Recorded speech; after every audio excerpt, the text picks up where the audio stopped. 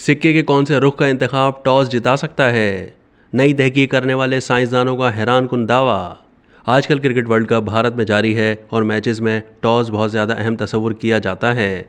Toss जीतने वाली team pitch को मद्देनज़र रखकर ही फैसला करती है और ये एक तरह का एडवांटेज तस्वुर किया जाता है। मगर टॉस में कामयाबी के इम्कान को कैसे बढ़ाया जाए? साइंसदानों का कहना है कि टॉस के दौरान हेड या टेल का इंतखाब करते हुए ये देख लें कि सिक्के का कौन सा रुख ऊपर नजर आ रहा है, जिससे टॉस जीतने का इम्कान बढ़ जाता है। ये दावा एक नई तहकीक में सामने आया है। तहकीक में कहा गया है कि शवाहिद से साबित होता है कि हाथ में सिक्के का जो रुख ऊपर होगा, नीचे गिरने पर उसके नजर आने का इम्कान ज्यादा होता है। ये दावा साइंसदानों ने 3.5 लाख से ज्यादा टॉस करने के बाद निकाला।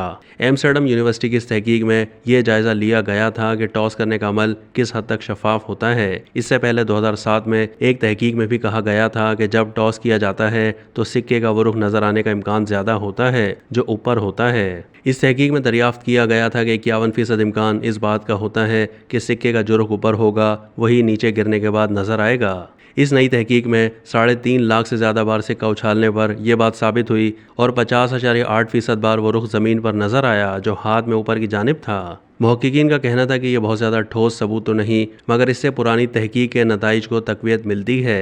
अलबत्ता तहकीक में यह वाज़ेह किया गया है कि यह तासुर गलत है कि टॉस में ज़्यादातर हेड को ही जीत हासिल होती है। दर हकीकत हेड या टेल आने का ज़्यादा इम्कान सिक्का उछालते हुए हाथ में उनकी पोजीशन पर होता है।